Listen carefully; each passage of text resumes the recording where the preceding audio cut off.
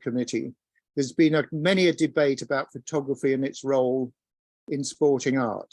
When we revised our collecting policy, as we moved on to our new site in Palace House, we deliberately included photography as a subgroup of images that we should collect. Many of you will know that we've included photographic archive of Frank and Jim Meads to the collection, and that we are continuing to record and conserve all those photographic images.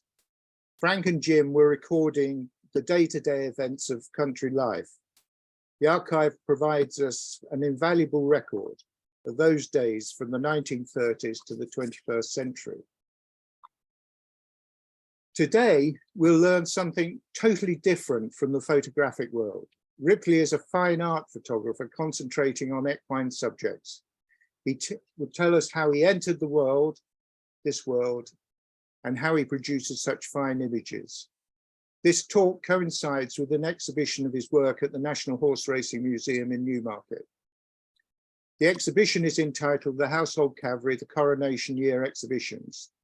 The set of 12 photographs has been produced to celebrate the coronation of Charles III. As usual, Ripley is happy to answer questions at the end of the talk. The procedure is that you use the Q&A button to the bottom right of your screen. You type in the questions, I put the questions to Ripley, but I will be asking questions as we go through. So, without any more ado, over to you, Ripley. Thank you, Tim, and thank you for having me on the webinar. That's very kind of you. I think Tim initially wanted to sort of ask how I started my world of photography. And this started when I was quite young. I was about 11, 12 years old. And I'd always expected to be a musician. My mother was an actress and my father a musician. And photography is one of those things which I discovered myself, really, and I became very passionate about. I had an elder sister who came back from America with an SLR camera. You could take the lens off and everything. I just loved the whole technology of it. I was already sort of creating images at a young age with little inexpensive cameras, but also I loved drawing and painting, so I was very sort of visually aware.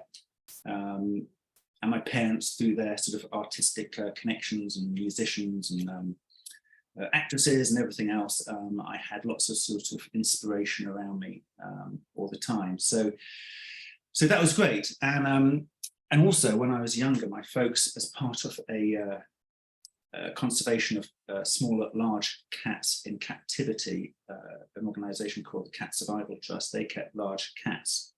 I don't mean sort of lions and tigers, but more like bobcats, servals, ocelots, caracal lynxes and lynx and stuff like that. And it was all about keeping bloodlines pure in captivity. And my parents got involved. They had a little bit of land, built some enclosures on their property, and they basically were foster parents. They weren't involved, obviously, in the genetics, but they were foster parents of these little cats who would arrive at kittens and then go back into the breeding program when they were about a year old.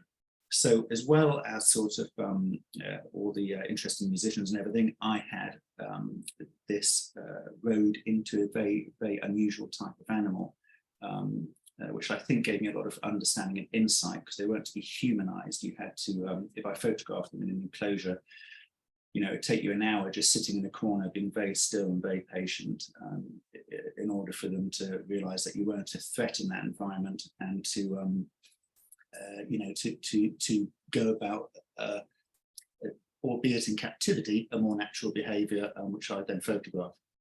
So it gave me a lot of respect and patience with animals growing up, and all the rest of it. So cut forward a few years. I did do music for a while because I found it helped pay for my photographic equipment and early photographic film processing and everything, which was all very expensive when you're a young chap. So I ended up touring in bands as a musician. These were rock bands from sort of age of 17 till 21. And it was all over the world. So I was very lucky, fortunate, and that helped my photography a lot. doing lots of different bits of wildlife here and there, and obviously lots of other musicians and things like that. So when I was 22, I moved straight to London.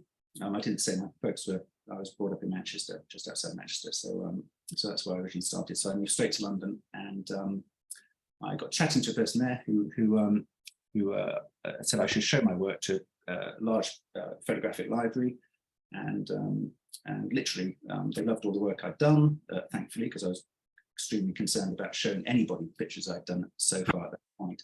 And literally the next week I was photographing David Bowie, I think, at Wembley Stadium, and Tina Turner, and it's sort of all went crazy, all to do with musicians. And that's where I'm just going to quickly give you a very brief overview and some pictures of the techniques I ended up using, which when you look at my work, you'll think it's all very diverse, but in reality, I'm just doing the same technique which I've honed down over the years. So if I just exit this, hopefully this will all work. And I just whiz to the top here. So when I started doing bands, hold on, will that go? Play that. Hold on. So yeah, so when I started doing musicians, I started doing the street photography around the all over the world. Again, I was shooting for magazines like Q magazine, Rolling Stone magazine, Spin, other sort of niche magazines. And it was all a mixture of live work, like this Paul Weller, Radiohead, I did lots of stuff with. Again, all over the world on tour, you know, be Australia, Japan. I would do all the, this is Prodigy, which Australia. All this sort of imagery with rock bands, very much sort of street, just go out, find a location and try and just do something quite artistic with it. I soon became a bit, not bored with that, but I just got obsessed with large format film and detail. So I became more obsessed with studio photography and using 6:7 film or 5:4 film and having it drum scanned and put into the computer. And then, you know, this was early 90s, so Photoshop had just come out. And this was the sort of thing I was doing, just playing around with early Photoshop. Now here's an example, sort of probably about 96, of the band Pulp, put into a CGI space. Again, at that point in time, I was just photographing the band in a studio, just sat on white boxes, and with the idea that they'd be put into an environment afterwards. So this gives you an idea of just an unreal space composited in the computer afterwards. And it just hears me experimenting, just trying different things. Very early shoots with Destiny's Child and Beyonce.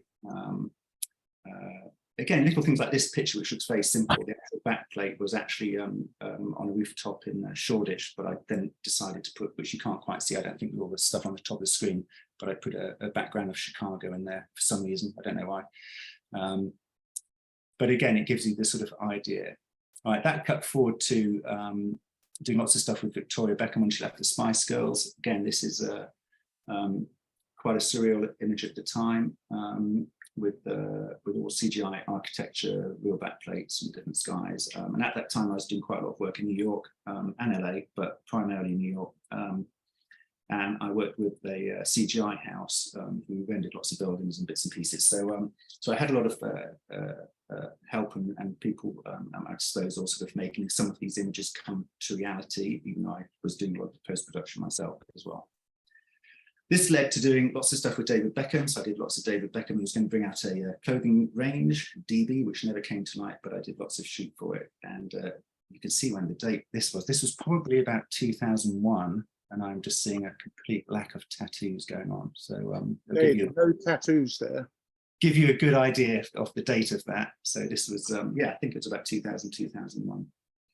And this was all for big Adidas campaigns. It was all billboard campaigns and advertising all over the world. Did stuff for FIFA and all the rest of it. Change of haircut and style. So this was probably did about four large campaigns with David Beckham, and must have done several shoots at with Victoria. And then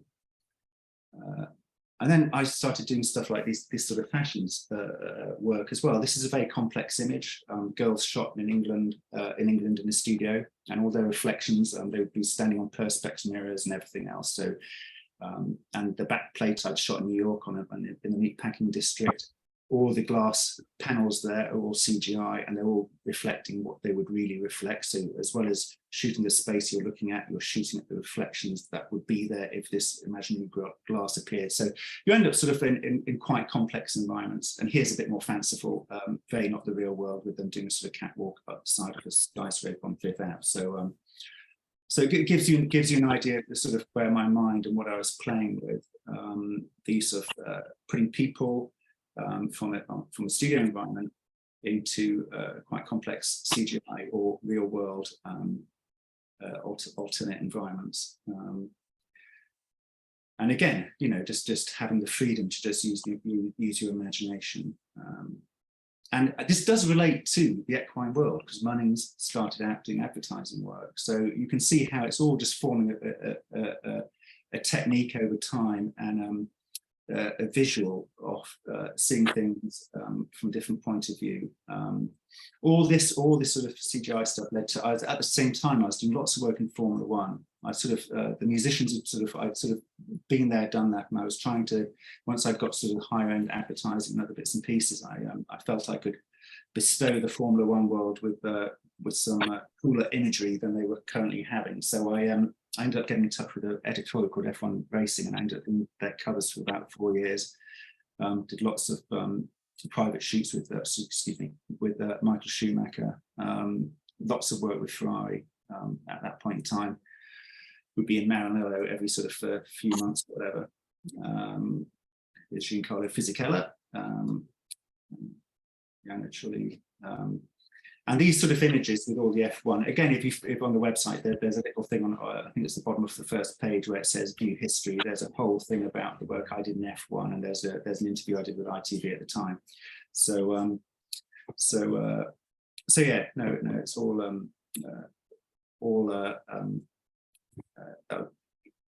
interesting, sort of how that worked and how that formed, and ended up working with lots of the teams direct.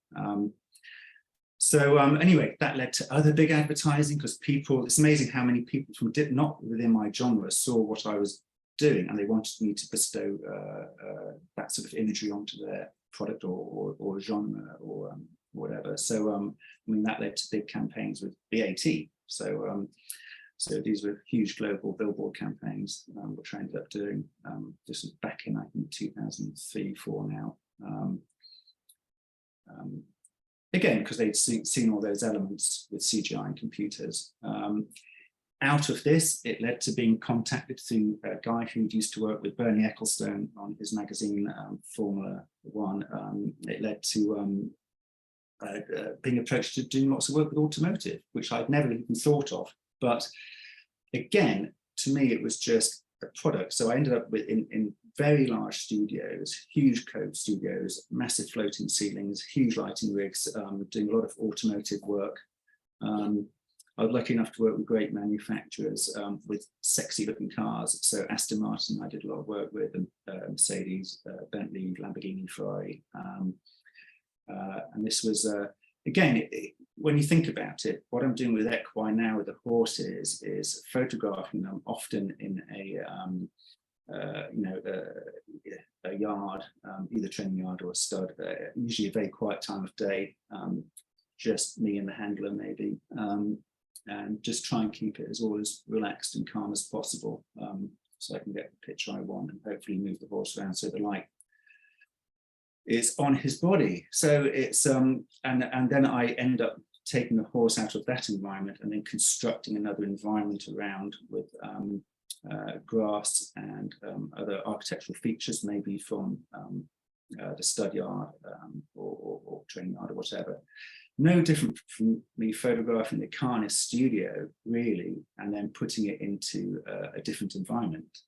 Like these 3 cars were all shot in different spaces and then all put together to make it look like they were coherently there at the same time, which they weren't, because they were all rival manufacturers, so they didn't want to let the other manufacturer know how their car looked for the next season. So all these sort of little things were giving me lots of spatial awareness and you know, how to construct things in the computer environment after I'd captured everything at extremely high res on film.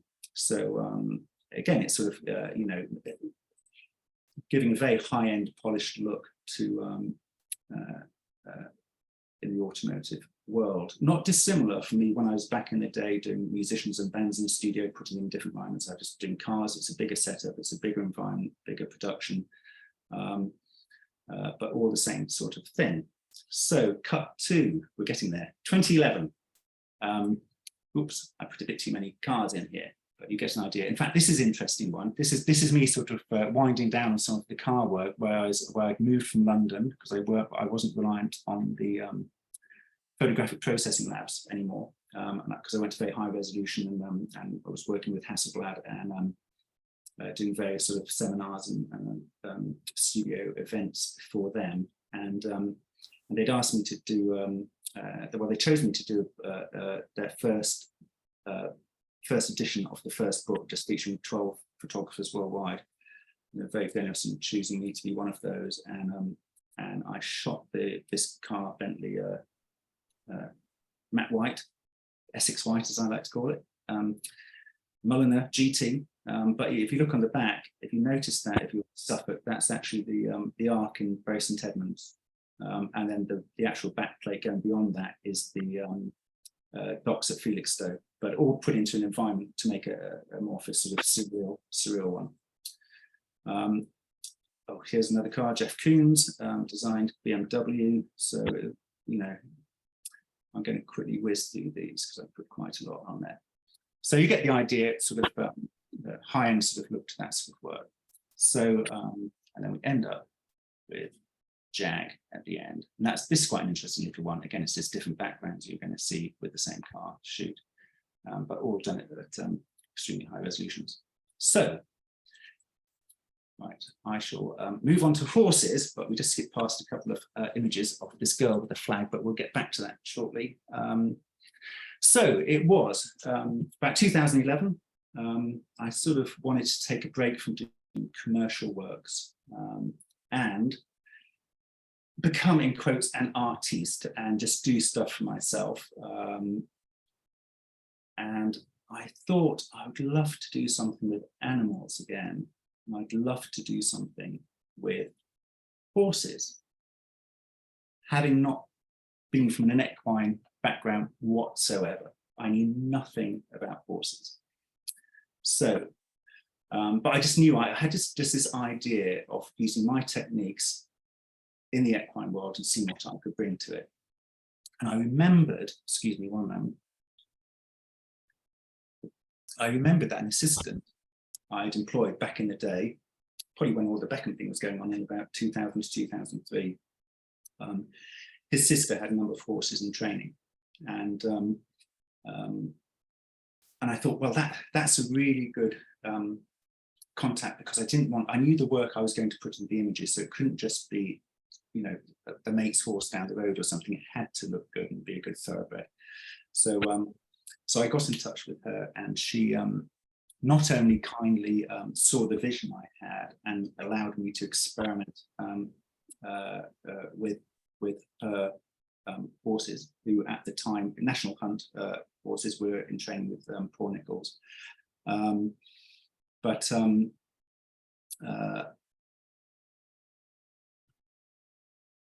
She also did lovely things like enroll me in a 42 lecture course at the National Stud, so I could learn everything there was to know about not only the anatomy of the horse, how they should be stood, look, presented, but also the whole breeding cycle, nutrition, the whole business and everything else. So that was hugely insightful, and it really inspired me.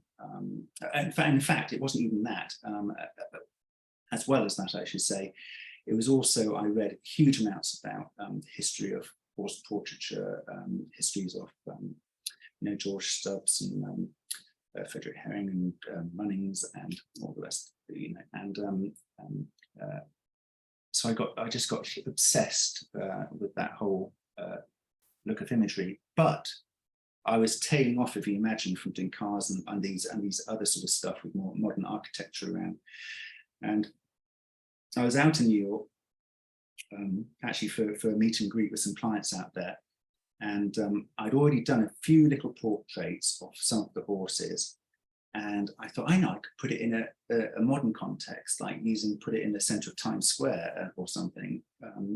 Having shot in New York many times, it does require lots of permits to shoot there. And I was walking about the streets of New York with my tripod and rather large Hasselblad camera, and thinking, oh God, they're going to stop me as soon as I put the tripod down. They're going to, stop me for shooting, and I need to produce permits.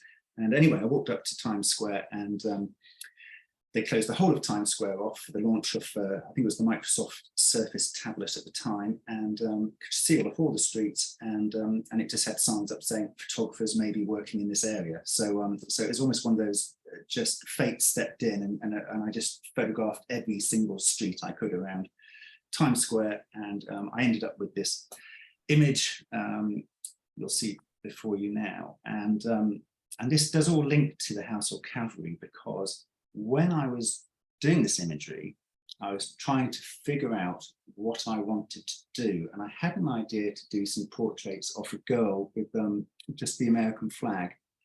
And I wanted her sort of overlooking New York. And I don't know why, just another idea I had, and I just thought I'd experiment with it. And this ended up to this image here, which I ended up doing. But whilst I was on top of these rooftops overlooking New York, I certainly had this, don't think I'm insane, this crazy idea of horses being on rooftops.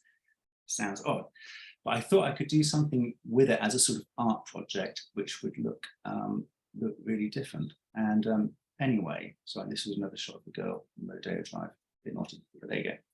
And so anyway, I came back to England, and I said to my friend, I had this idea of some horses on tops of rooftops. What do you think? And I think the consensus was that the thoroughbred industry just wouldn't wrap their head around that.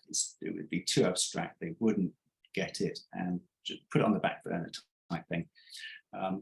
So which I did, and I fully got that. And I was producing more images like this one. And again, if you look at an image like this, the horse, National Hunt horse, this is made up of many separate images. The main background plate there, or the vista, is the gallops at Poor Nichols, down Ditchit. The tree is from the garden here. The foreground is from the riverbank at, I think it's Anglesey Abbey, and then the sky. I think I did all those sky views over the sea in Miami. So it's a very constructed image. And when I do put all these elements together, it's not just like I'm using, say, a background plate, a foreground plate, and the subject. The actual scenes are often shot many pictures wide and then many layers deep. So there's always shifts of focus through the image as well. So it actually ends up, a picture like this may actually be 20 to 30 separate, extremely high resolution images all put together. So there's nothing out of focus from the very foreground to the very background, and you can print it hugely. If it could go hugely, you'd still see every tiny little vein, tiny detail of fur in the hoof, every little eye. Everything is precise, and every blade of grass. So it's and there's lots of hand-drawn elements as well, because no matter how high resolution you shoot at, a fine detail of hair on manes and tails and everywhere else, and ear hair and all the hock and everything, and even lots of grass when you're blending layers together to do shifts of focus. Ends up huge amounts of hand-drawn elements as well. So each picture usually takes between 6 to 8 weeks to construct. Now this is an image which we'll get back to, but this is from this horse over on Kubar Edge, overlooking the Derbyshire plains, I suppose you'd call it, landscape. Just off to your far left there would be Chatsworth House, and this is again, a sort of me just experimenting with bits and pieces. This is Galileo Gold, which I did for Goodwood. And that was used, I think, as a big billboard thing for them. I did a couple of yearly campaigns for them. And again, that background isn't quite the reality. The views shot from the top of the stadium, but the actual track and the valley behind, if you're used to that area, have all been sort of merged together and brought closer together. So you've got more for everything in the same picture. And then, you know, I wasn't going to just, even though if you look at the website, there's stuff with like the Gurkha and Cracksman and lovely horses like that, which are more done in a typical stud or more echoing to the old master painters. I didn't want to sort of fall into the trap of just trying to replicate any sort of old masters in any way whatsoever. And so I would still use like California chrome here. I still would like to go off, and went off on a tangent and did in front of the sort of biggest chromiest thing I could find in California, which was the Disney Concert Hall in LA, designed by Frank Gehry. So which was, again, fun image. I think he's behind me here, that you can see. So that was all really good.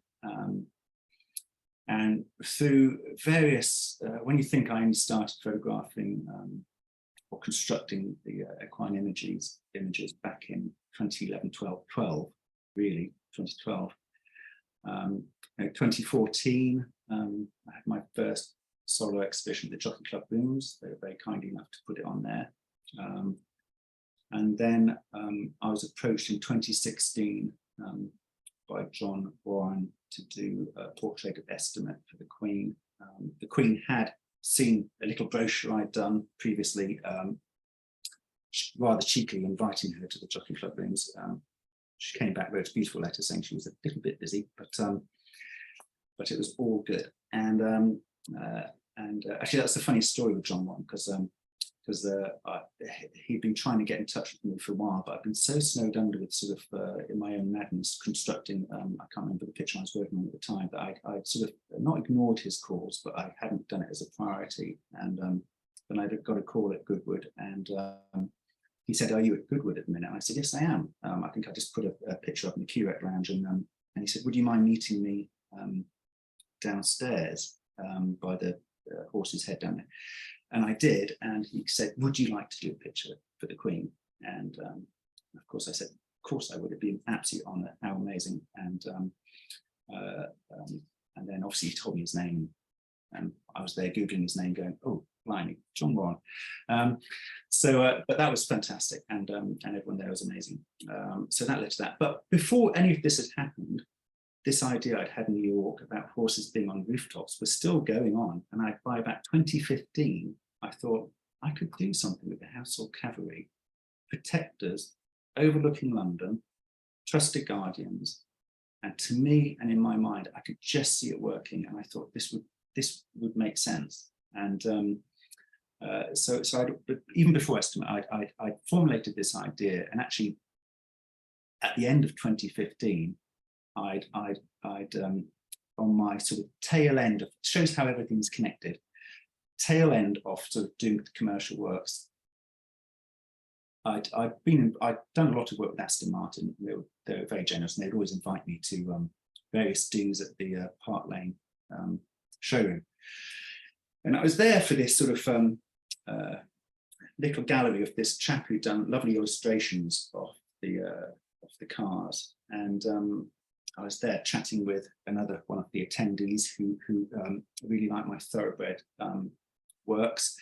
And she asked me what my next project was, or what I was working on. I said, I just had this idea to do something with the Household Cavalry on their horses, on top of buildings, but I had no idea how I would get that going. And she said, "Well, I know the former commanding officer of the Household Cavalry. I'll send him an email." So again, one of those things, it's all connected with, if I hadn't done the stuff with cars, I'd probably never met the lady, and she would have never made the introduction. So it's just how life works. And so yes, started an email conversation. Ended up getting in touch with the new commanding officer, who was Colonel James Gaisley, and I went and met him at Hyde Park Barracks, and he kindly just thought it was a great idea. He could see it straight away, and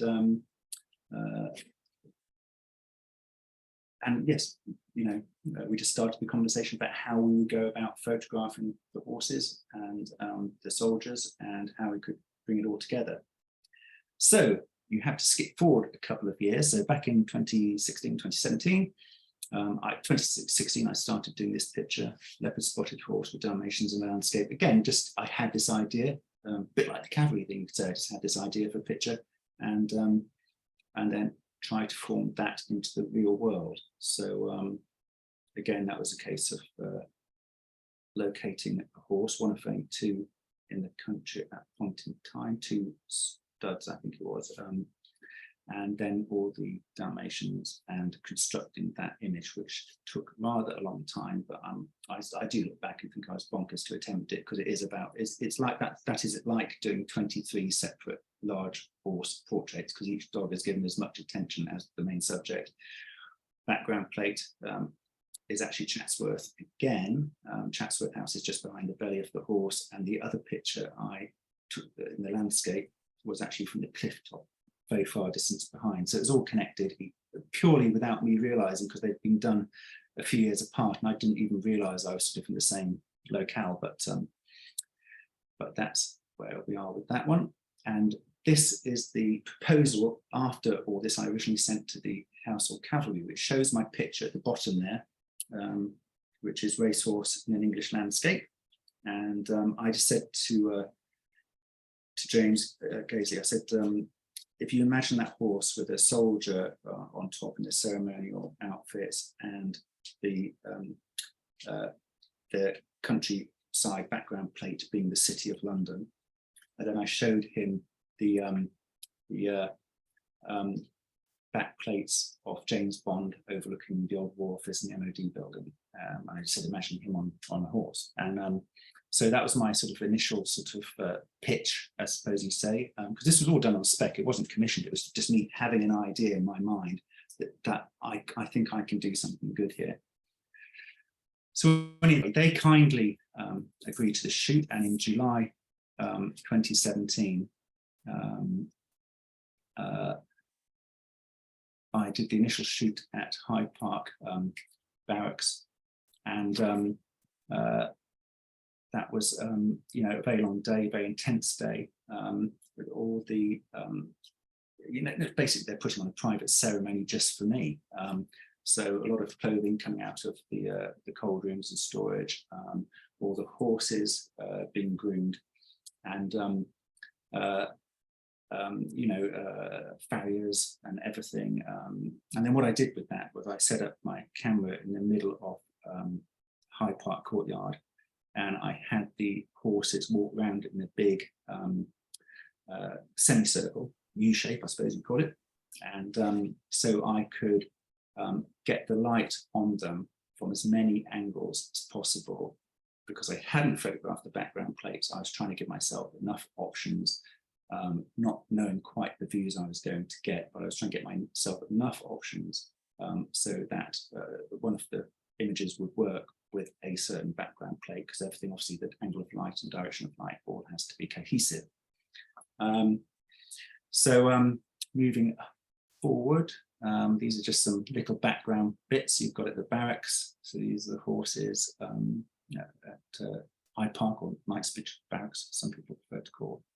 And it just gives you a little insight into the background there. Barriers of one of the drum horses there, and again with the picture of the horse which overlooks the Tate. Getting it clean up, and then all the helmets and ceremonial clothing. So just a few little bits and pieces. This is a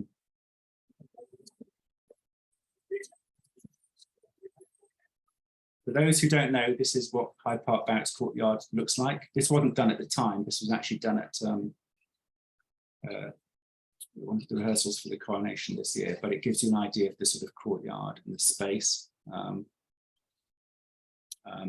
And this will give you an idea of the sort of what I met with when I had these ideas. I think, right, I need to be on elevated rooftops around London. How am I going to construct these pictures, and how am I going to form these ideas into the real world?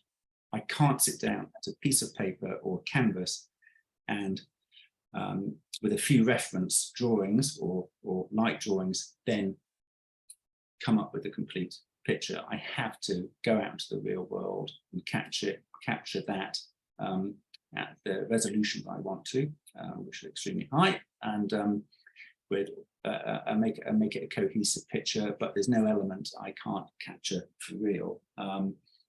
Especially using, obviously I'm not using CGI. It's real composite imagery.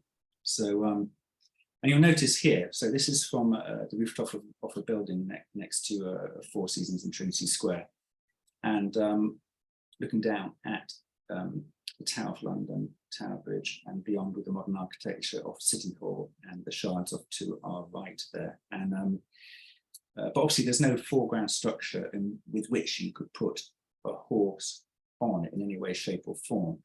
And sometimes when I'm constructing these pictures, which may be a panorama, it may not be, but say it's something which is quite widescreen, suppose you'd look. I tend to, the shape of the pictures I do just tend to form themselves from what I've ended up constructing. I'm not working to a set format or size of finished picture, or uniformity in that size. So so obviously here I'm thinking, well, actually, if I put a subject in the foreground on top of a roof structure, that might not work because it would end up having to be such a wide structure. So for this instance, I ended up, oh yeah, well, that's actually a moving picture, I didn't realize that. So here's some more different lighting coming from the left. Again, with these rooftops, you'll see, I'm there literally from dawn till dusk, and I might revisit somewhere a few days just to make sure I've got what I consider to be the best lighting on that picture. And that ended up being this picture, where I didn't put a foreground architectural feature, I more like did it like it was a hill going down, and she was at the top of the hill. This is the regimental veterinary officer, and but I like the idea of constructing something like that, where it's sort of not real, but it's sort of, you know, people will probably be looking for the hill, but it's just the way my mind works, the way I'm constructing things. And I knew I had this lovely portrait of this lady, and where she was lit completely from the right side, so completely from her back, and you can see the shadow of the horse extending, which matched in with all the shadow of light hitting the Tower of London and Tower Bridge and the rest of the city, City Hall, and everything else behind it. But I love the you know, composition with the lovely historic architecture composed with the modernity of the lovely glassy buildings. So so that was lovely to construct, and that worked well. And often, as in with this sort of picture, and you will see when you know, I'll be shooting the back plate like this, and you can see the blue sky. I know the light on the building is how I want it, but the sky might not be. So I will then often replace skies, which again, I do an awful lot of time photographing turf and skies and architectural features all on its own, so I can use them. And I'll often do those over a seascape. So for instance, like this, because then I know I've got the sky. Again, I'll probably shoot a huge amount of sky and huge panoramas and heights and everything else, but I know I've got the sky right down to the horizon line. So if I put that within a cityscape or another environment, it would look more real, because the sky will go right down to the horizon. So so again, seascapes are often great for clouds. Here is we're going to cut forward. I'm just going to quickly talk through a couple of the pictures. Wellington Arch, as I'm sure everybody in London is familiar with or who's visited. And the cavalry go through there. I think it's twice a day. I'm not quite sure, but I know it was definitely around 11 o'clock when I was looking at them there. And that's an interesting story because I was originally thinking I would go on the rooftop of Astley House, which is the Duke of Wellington's home, and I put in a request and got a lovely phone call from him, talking about the rooftop and the views, and whether it would be good fit, because I wanted all those connections with things. And in the end, we decided it wasn't going to be right, and I should try going up on Wellington Arch, which I did. Here's a view of a different kind of day, actually, with them coming back. And I was on top of Wellington Arch thinking, well, this doesn't really work. It's just all I'm seeing is a lot of traffic, and it's not quite what I want it to look like. But behind the cavalry there, you'll see the Lanesborough Hotel. And I thought, if I'm on top of that rooftop, I could get the arch, and I could get Astley House, and I could make it with the cityscape behind, and make it look, better image. And that was one of those things where I had to interject quickly at this point that it took about 2.5 years to do all the background plates. Not only was it to do with things like weather, we had wet weather at the end of 2017, we had a drought where all the grass ended up brown, I think it was the end of 2018, and it's just permissions to get on rooftops, or the security, how it works. You put in emails or letters trying to get permissions and sort of insurances, and there's a whole lot of stuff you have to go through to get on top of a lot of landmark buildings and rooftops. This was one of the few times where I literally just walked into the Lanesborough and basically said to the manager, this is going to sound odd, but I need to get onto your rooftop to do a background plate because I'm doing some portraits with the Household Cavalry. I think I had a brochure on me of some of my previous work, so they seemed to believe me. They all spoke with their head of security for 10 minutes, came back and said fine. And that was one of the first 3 times I went up on the roof there, just different times of day. Again, I wasn't quite sure. At this point in time, I'm not thinking, oh, that horse is going to be this particular setup. I'm just shooting as many options as I can, in as many views as I can, which I know I won't be able to start constructing the images until the very end of that process, because I don't want to start constructing something now and then realize actually it would have been a better fit with something else later on. So that's just the inevitability of time those things take. So here's a view, as you will see, from the top of the Lanesborough, which looks far better. Just looking at the arch there and the cityscape behind, you get more greenery with the trees, and it just sort of felt a little bit more settled than looking from the other views. Here's me. Again, you see the view of Astley House there, and you've got the cavalry again just coming in front there. Oh, it's a video.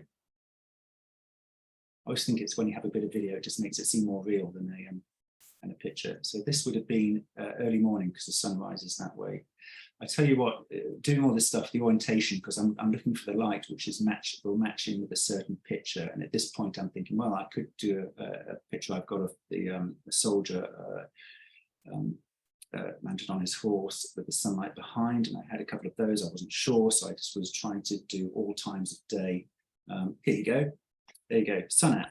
What time's the sun at? Where will it be? Where will it match in with certain pictures I have? And I'd always have all the pictures there to reference, so that when I do the back plate, it looks cohesive enough that people would believe that could have been an actual thing. And this is the picture which I ended up constructing, which is the Corporal Major of the Blues and Royals with the Sovereign's Standard. And again, if you look in the background, you'll see I managed to capture the cavalry coming through the archway and Astley House to the left, and then a smattering of London buses, which all sort of add to the whole look of that picture. Ripley, how many pictures did you end up with of the Household Cavalry that you have published? I did. I suppose I did about 20 setups altogether. So 20 different looks of soldiers and their horses and ceremonial, a wide range of ceremonial outfits, because we didn't just want it to be what most people's perception is of the Blues and Royals or the Lifeguards. We wanted to have a mixture, so it had a real variety to the look. So yeah, there's about 20, and I probably did about 20 separate back plates, which I honed down into the 12, the final 12, which I've done. 12, there are 12 in the exhibition. There's 12 in the exhibition. Yeah. And each one takes how many weeks to? It was about 6 to 8 weeks on computer after doing the sort of 2 years of background plates, and then after the initial shoot. So the whole process to do the 12 pictures was about 4.5 years. Are you doing any other work while this is going on? I did 1 or 2. I think I did Pivotal and maybe even Cracksman. I'm not quite sure. In the earlier times, but I wasn't. Oh, and I did some stuff before Cunningham Rebel Racing. I think I did.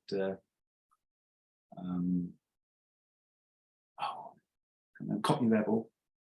So I did a few other commissions, but this was really my all-consuming focus at that point. And obviously, you know, this was, say, 2017, 2018, 2019, doing the back plates and everything, really started to, and I also, throughout that period, I was doing all the cutouts of the horses and choosing all my top horses, which I'd done at Hyde Park Barracks. So that was an ongoing process I was doing. But then, you know, 2022, which was my sort of, in my mind, my processing time, obviously COVID kicked in. So which all sounds great, like, oh, brilliant, I was going to be on the computer anyway, but I think it was such an unsettled time at the beginning of that period, quite an anxious time. I found it very difficult to sit down on the computer and really focus as such, as I'm sure lots of people did when that all kicked off, you know, and it took me a good 4 months before I could really just sort of sit down and get back in the zone, so to speak. Because when I'm working on these large pictures, I'm often in a room with blackout blinds, and so I can see every tiny bit of shadow and little bit of detail within the image. And it's like a complex mathematical puzzle where you end up with files, 10 gigabytes. In size, and you're working on many layers to blend it all together in a cohesive way, and you can't just, it's not something you can leave and go back to a week later like a jigsaw puzzle or something.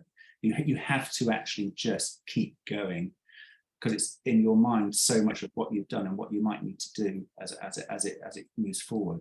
So one of those practical questions.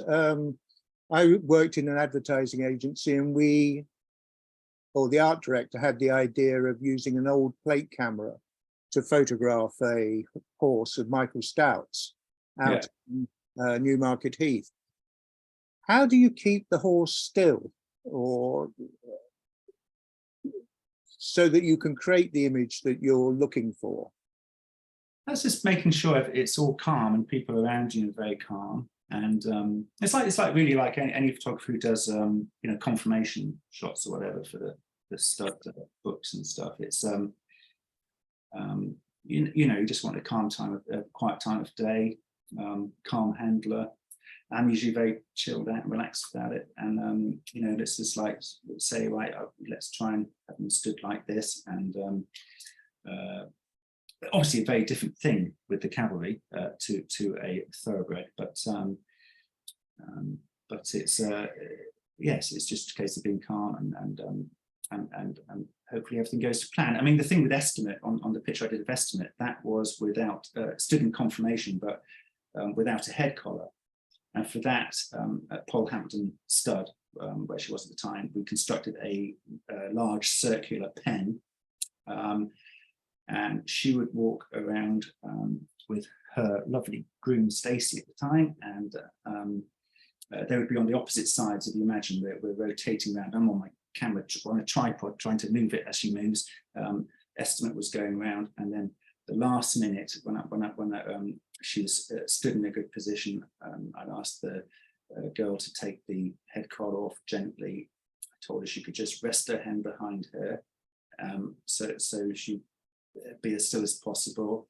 I'd try and attract her attention a little bit. This is estimates, to look maybe just in a certain way that I might have one other person off camera who is the usual thing, waving a broom, bag of crisps or something to try and get them to look somewhere, throwing up a bit of grass, and capture that image before the horse and went, oh, grass, food.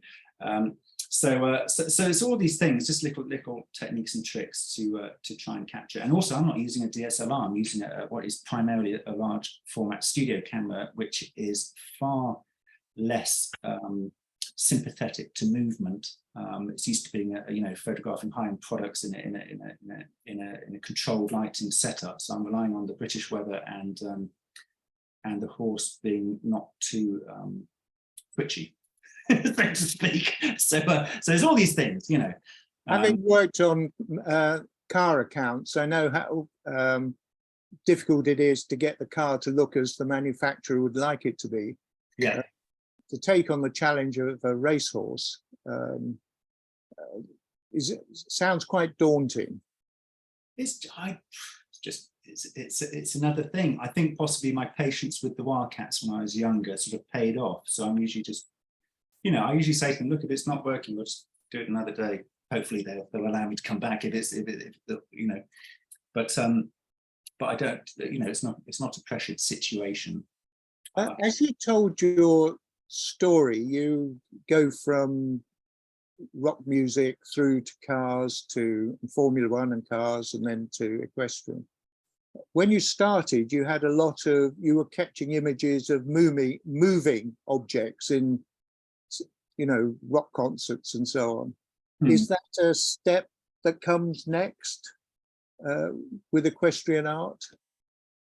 Yeah, but I'm not doing horses which are racing or moving as such. A lot of my imagery. I wondered whether it was another stage to come. I would say that having photographed the cats when I was younger, and also, I was invited to places like Chester Zoo and stuff like that, behind the scenes and all their cat enclosures, because it was all connected with the whole conservation thing. That as I think as a teenager, gave me lots of insight and experience in predicting behavior and movement, which I think that actually enabled me to take better pictures of people, because I would look at them on camera and it might not be something random. It might be when I'm directing someone in the studio, but I could sort of anticipate how, as a human, they might respond to me saying something, and I would try and, do you know what I mean? It's quite weird. You're trying to anticipate how they're thinking, what they might do next. So so that sort of the cat sort of fed how I interacted with people there, and then probably that experience of the people interacts with. You did find the National Stud course useful in predicting behaviour or understanding behaviour of the horse? Yeah, and I think just sort of just day to day, having horses around and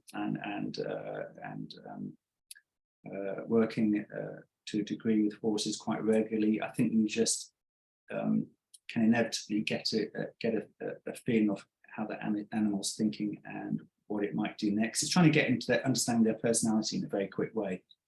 And because obviously in the picture you want to bring out the personality of that horse, you just want a horse stood there with sort of a blank expression. You want it to have some engagement with the viewer who's looking at the portrait. So it's trying to create that charisma from what is quite a statuesque picture compared with say a racing picture, whatever.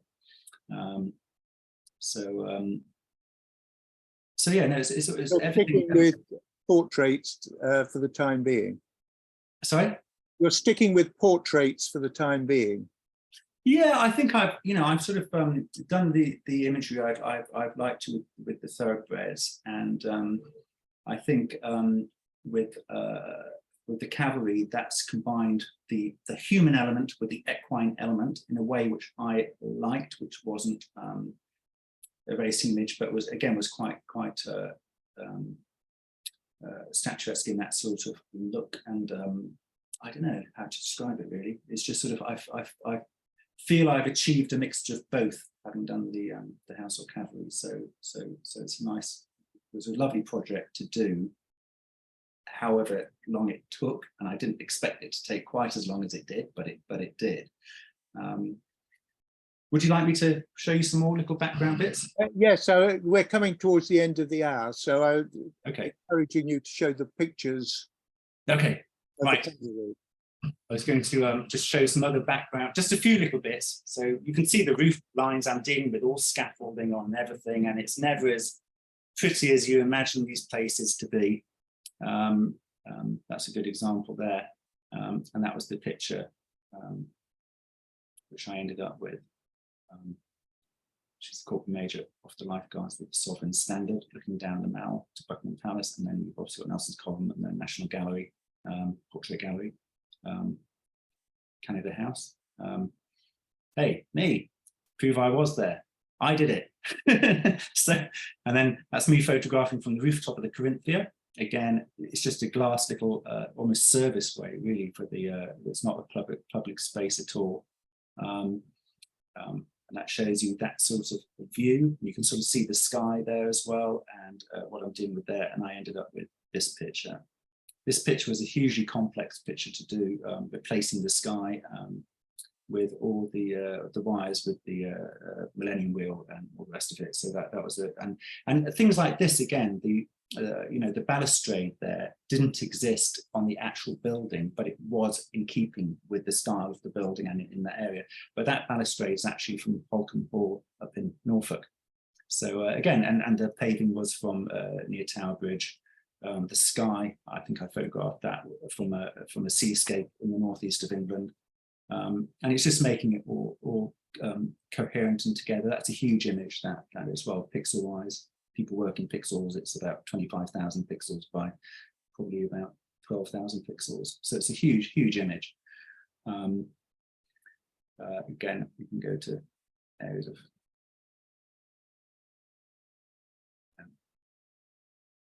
St. Paul's.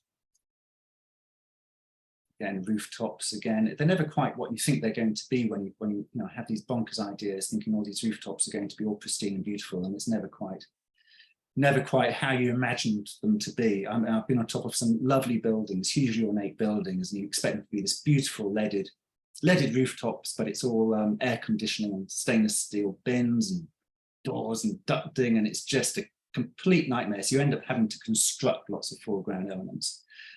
Here's another one which we started the program with.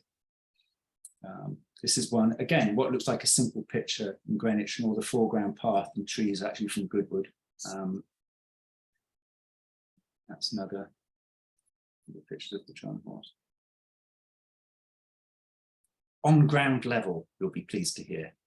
that's one with the poppies, but it was one of those pictures with this horse and soldier. As soon as I photographed that image of the barracks, the horse just had this beautiful curved neck looking down, and the expression in its eyes had so much empathy and feeling. And the soldier, see, I can direct humans as the horses have to play ball. The soldier, he just had the perfect look as well. And as soon as I catch that image, I saw that I had that picture, I just thought, that has to be poppies. It can't be a rooftop. It just has to be to do with poppies. So, but I sort of gave it a nod to the other feelings by having the distant London skyline. This was the view was taken from Hampstead Heath. Just before we started, you said the exhibition at the Horse Racing Museum had been extended. Yes, it has. It was originally due to end at the end of July, and now it is running, thankfully, to the end of August before it heads back to London again. So it's So it's no, absolutely fantastic news. National Horseracing Museum have been hugely kind in exhibiting it in the first place, but then to extend it, it's been just amazing. And I think the room it's in Gallery 6 there, couldn't be happier with the curation by Catherine Field, and the look of the space is it seems to fit the images perfectly. So well, Kate and I are going to go straight back down and go and have a look at the exhibition again, and we'll see it in a completely different light when we go back down now, having listened to your talk. Thank you very much. It's just incredible how you construct them. We've been overwhelmed. Yeah, astounded, awestruck. Hello. Oh, keep talking. That sounds good. Yeah, just And as I say, completely boggled by this. So and how you do it that. Yeah. I was going to go. I've got a whole thing on Photoshop. I was all going to show you all deconstructing the picture. We have to do another hour. Well, that's fantastic. We'll invite you back, Ripley, if you come back. That would be fantastic. Can I just one last question, Ripley? Where is the exhibition in London, and when?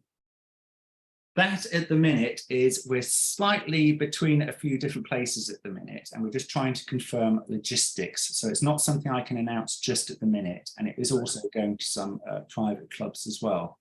So it won't all be open to the public, but we're trying to, a bit like we did previously, in July, we had a private launch night for the Cavalry at Sadler's Hall, but then it went to the Lanesborough Hotel for 3 days, which was open to the public. Then it went to Royal Ascot, where they built a beautiful exhibition space in the Royal Enclosure Gardens, which was, again, just amazing. Then it went back to the Lanesborough before coming to the National Horseracing Museum. So we had we've sort of been doing not necessarily just gallery spaces, even though I love it looking in the gallery space when I go to the National Horseracing Museum. It's it's been lovely to have them on large easels and lit at the Lanesborough. Again, a lovely different environments for people to see the work. So so we're looking at a mix in London of some more public spaces, but not gallery spaces, and then some private clubs again. So just a mix. Ripley, can you make sure you tell us when the decisions have been made so that we can tell the members? Absolutely. Please. I will pop it up on the website and bang you an email. Right. Please send me an email and we'll get a newsletter out to members. Right. Thank you very much for your time this afternoon and for going through so much detail of how these pictures are constructed. You make it sound very easy and straightforward, but or they look straightforward, and yet it didn't look very easy to me, Tim. It looked again, with the cavalry, you just, again, it's like, it's rather like the spotted horse picture, or even estimate, basically on the back lawn at Sandringham. I mean, we know that's not her normal environment, but it's just trying to think, or California Chrome in front of the Disney Hall, or doing I'd call it alchemy. It's just using it's just the imagination and not being conformed by the historical representations of horses or equines, and trying to do something which has a meaning. To me, the cavalry overlooking London as protectors seemed obvious. That comes to other people it might seem completely out there. So but to me it's just the way my mind works. That's all I can say. And it definitely proves that photography is sporting art, Ripley, definitely. Oh, it's huge. When you do anything at large scale and fine detail, where people are going to, it's 2.5 meters wide by over 1 meter high, and people are going to go up to it at a gallery and just look at it and examine every element and see every fine detail. It's not something, and there's so much hand-drawn elements in it, and so much considered composition.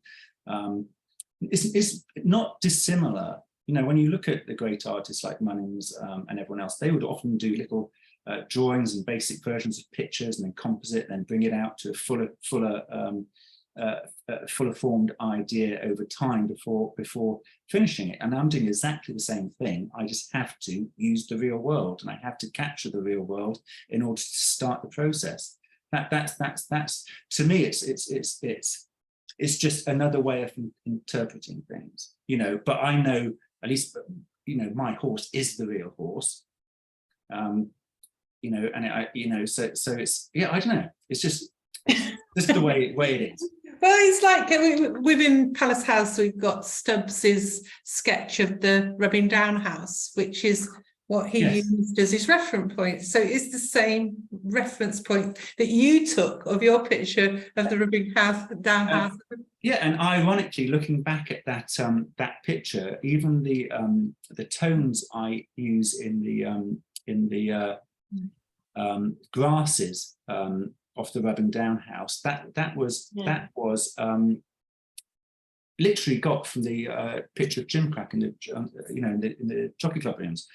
So it's all those sort of tonalities, isn't it? I'm referencing. I don't really get inspired or reference photographers. I tend to be inspired by the greats of the equine portraiture world and their paintings, but also sculpture, which I absolutely adore.